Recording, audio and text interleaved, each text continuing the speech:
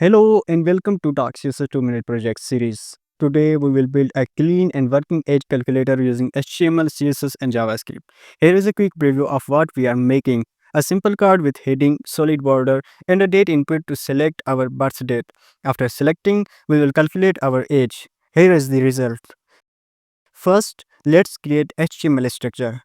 This gives us a heading and date input to select birth date, a button to calculate age, and a paragraph to display the result. In CSS, we have selected HTML, body. We are using display grid and place items center to center all elements. Next, we style the heading and the main container. This gives the card a soft shadow, padding, and clean border. Now we style the date input. We have added modern blue color as a highlighting color. Then the button styles. This gives us a clean look and a smooth button style with hover effect.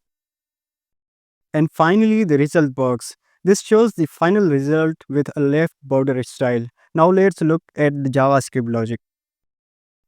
In JavaScript, first we created a function called birthdate and we call it when button is clicked. Then we check if the user selected a date. If not, we show a red error message.